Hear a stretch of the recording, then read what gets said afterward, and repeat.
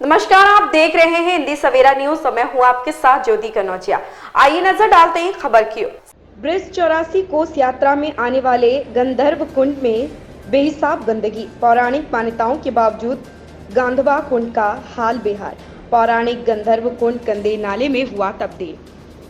उत्तर प्रदेश ब्रज तीर्थ विकास परिषद द्वारा मथुरा में कराए जा रहे विकास कार्यों को एक बार फिर पौराणिक गंधर्व कुंड ने ब्रजवासियों की आस्था पर मोहर लगा दी है। पौराणिक मान्यताओं के बावजूद गौड़िया मठ में मौजूद ब्रज 84 कोस यात्रा पुस्तक एवं श्रीमद् भागवत में इस कुंड का वर्णन भी आता है।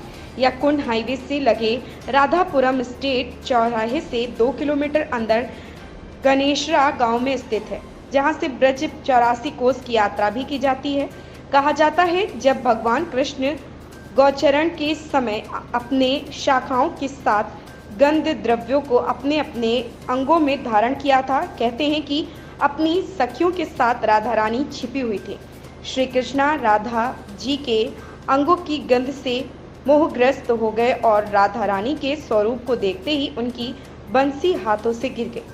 उनका मूल मुकुट भी राधा रानी के चरणों में जा गिरा और भगवान कृष्ण भी मूर्छित होकर गिर पड़े। इसलिए यह तीर्थ गांधेश्वरी तीर्थ कहलाता है। राधा रानी का नाम गांधवा भी है, इसलिए इसे गांधवा कुंड कहा जाता है। अब ये स्थल गणेशरा नाम से प्रसिद्ध है। पर्यावरण दिवस के मौके पर समाजसेवी योगेश कुमार पचौरी, रश्मि शर्मा, आकाशवाणी ग्राम गणेशरा के पार्षद लीला प्रधान सभी ने मिलकर गांधवा कुंड के आसपास वृक्षारोपण किया। समाज सेवी रश्मि शर्मा ने जानकारी देते हुए बताया कि हमने गांधवा कुंड के नवीनीकरण व साफ सफाई के लिए जिलाधिकारी समेत नगर आयुक्त व उत्तर प्रदेश तीर्थ विकास परिषद के उपाध्यक्ष शैलजाकांत मिश्र को भी कई बार अवगत करा चुके हैं, लेकिन अभी तक किसी प्रकार की कोई सुनवाई नहीं हुई।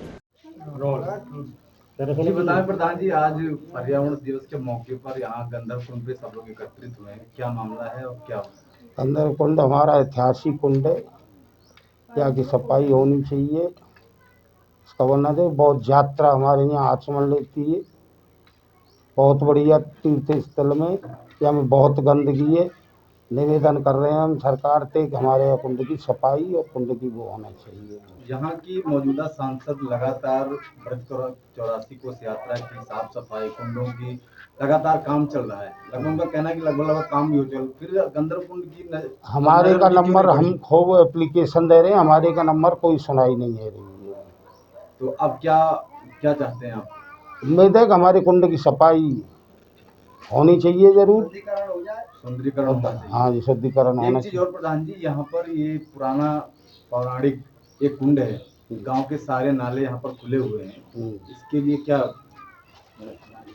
क्या होना चाहिए? मतलब यहाँ पर सारे नाले, ये सबने जो घर का पानी आ रहा है, इसकी नाली अलग बन के नाली में जाए, नाला पास में ही। कुंड में गंदा पानी रुकना चाहिए हमारे में। तो इसके लिए आप आवाज उठानी पड़ेगी। हम तैयार है सब तरह से। जय श्री बालाजी की, जय श्री संत समाज की। आज मैं सबसे पहले तुमको मीडिया वालों को बहुत बहुत बधाई देना चाहता हूँ। तो हमारे जो गांव में आज जो पर्यावरण दिवस था, आज हमने यहाँ का गंधर्व कुंड में पेड़ लगाए। और ये हमारा प्राचीन, जब से हमारा गांव बसा है, ये हमारा गांव जो हमारा धरोहर जो ये हमारा जो संस्कृति और धर्म है, ये गांव गणेशरा जो बसा है, ये हमारे श्री राधा जी के उससे बसा हुआ है। क्यों राधा जी यहाँ करके और गंधेश्वरी बनी थी, यहाँ गंधेश्वरी बनी थी और गंधांग था। आज हम सब गांव के और सबसे पहले मैं गांव वाले से निवेदन करना चाहता हूं कि जो हमारे जो गंधर्व कुंड में ये गंदगी है, इस गंदगी को न करें। क्योंकि जब तक हमें उसका सुरक्षित नहीं रहेंगे, अगर चल कर हम किसी अधिकारी के पास जाएं तो अधिकारी भी यहाँ आएगा तो सबसे पहले हमारे लिए ये क्या कहेगा कि गंदगी तो हम ही फैला रहे हैं। तो मैं हाथ जोड़ के सबसे पहले गाँव वाले से निवेदन करना चाहता हूँ कि गंदगी है कम फैलाएं। और आज जो हमारा ये इतिहास है, इसी बात पे आज हम सबरे गाँव वाले कसम खाते हैं कि एक गंधेश्वरी आज हमारा जो ट्रस्ट बनाने जा रहे हैं, उसमें डीएम साहब को हम प्रधान अध्यक्ष रखेंगे। और डीएम साहब से मैं बारंबार निवेदन करना चाहता हूं कि गणेशरा गांव का जो गंधर्व कुंड है, उसका जल्दी से जल्दी सौंदर्यीकरण कराया जाए। क्योंकि जब तक हमारे सौंदर्यीकरण होगा, बीमारी भी फैलेगी। अब तो यही नहीं है कि बीमारी का है, बीच गाँव में हमारे में ये गंधर्व कुंड आ रहा है और ये हमारा पुराना इतिहास है। तो बारंबार मैं डीएम साहब से, माननीय योगी जी से भी कहना चाहता हूँ कि हमारे इसका बुक किया जाए। क्योंकि हमारे कम से कम 100 एप्लीकेशन हमारे गांव वाले में दे देंगे। मेरे चाचा ये पार्षद जो लीला जी का, ये भी पूरा प्रयास कर रहे हैं। अब हम अभी डीएम साहब से 5-4 दिन पहले मिले थे, तो डीएम साहब ने नगर निगम को नगर पे आए थे यहाँ तक अपर नगर आयुक्त साहब त्यागी जी, उन्होंने भी 2-3 दिन चलाई है, फिर इसका ऐसे ही इसका बिल्कुल कम्बू कर दिया है। तो हम बारम्बार इसका यही कहना चाहते हैं, आपके तुमसे भी कहना चाहते हैं मीडिया वालों से कि जितना तुम पे वो हो सके इसका, ये बहुत बड़ा पुण्य का काम है और गंधर्व कुंड हमारी प्राचीन धरोहर हमारी बची रहे। और एक यह में तुम्हारे चैनल के माध्यम से और ब्रजबागा ट्रस्ट को उपाध्यक्ष जी से कहना चाहता हूँ कि हमारा जो ब्रज 84 कोष में जो हमारा जो गाँव का जो काट दिया गया है उसको तुरंत है हमारा बहाल किया जाए और हमारा जो ये जो इतिहास है इस इतिहास को नकल खतौनी में दर्ज करवाया जाए। बताएं मैडम, आज पर्यावरण दिवस के मौके पर यहाँ पर सब लोग एकत्रित हुए हैं, क्या मामला है? जी, यहाँ पर आज गंधर्व कुंड पर हमने वृक्षारोपण किया है। यहाँ एक बहुत प्राचीन शिव मंदिर भी है और जिसके विषय में जो ग्रामवासी हैं बताते हैं कि जो शिवलिंग है वो पाताल तक वो समाया हुआ है। कई बार उसको देखा भी गया लेकिन उसका कहीं ओर छोर नहीं मिला। वहीं ये जो गंधर्व कुंड है ये भी अपने आप में एक पौराणिक इतिहास सजोए हुए है। लोग इसको विस्मृत करते जा रहे हैं। यहाँ तक कि मैं कहूँगी कि शायद हम सभी को, बहुत सारे ब्रजवासियों को इसके संदर्भ में जानकारी ही नहीं है।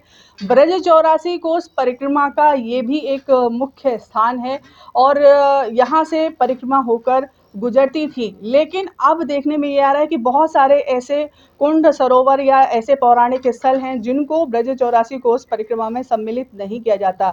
शायद यहाँ पर कोई इतने विशिष्ट लीला ना मानते हुए या फिर जो लोग 84 कोस की परिक्रमा करते हैं समय अभाव के कारण वो भी एक लिमिटेड समय लेकर आते हैं, तो शायद बहुत सारे स्थान इसलिए आज के समय में छोड़ दिए गए हों। बहरहाल इस स्थान की अगर हम बात करें तो इस स्थान के संदर्भ में जो हमें जानकारी प्राप्त हुई है वो ये है कि यहाँ पर भगवान श्री कृष्ण जो सुगंधित द्रव्य थे, क्योंकि भगवान को हम इत्र सेवा आज भी अर्पित करते हैं और भगवान को सुगंधि विशेष प्रिय भी है, तो यहाँ पर भगवान सुगंधि के साथ में अपने बाल सखाओं के साथ में यहाँ गौचारण कर रहे थे और यहीं श्री राधा जी भी कहीं छिपी हुई थी और उन्होंने भी सुगंधि लगाई हुई थी। तो उनकी जो सुगंधि थी वो भगवान श्री कृष्ण तक जैसे ही हवा के साथ में उन्हें वो उसको महसूस किया भगवान श्री कृष्ण ने, तो वो सुगंधि इतनी मनमोहक थी कि भगवान श्री कृष्ण के हाथों से बांसुरी छूट गई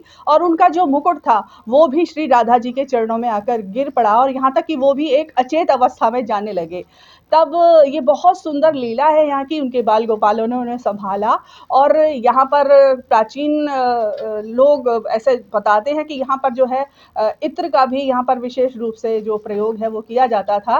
तो ये सुगंधि फैलाने की जगह है, ये भगवान श्री कृष्ण की लीलाओं का प्रचार प्रसार करने की जगह है, जहाँ पर आज हम देख रहे हैं कि इस कुंड में बदबू और कीचड़ दिखाई दे रही है।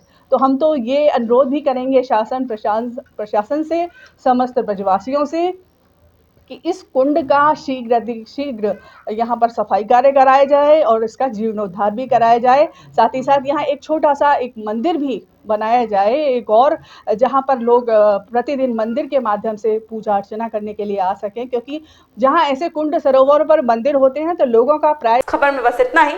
बने रहे हिंदी सवेरा न्यूज के साथ।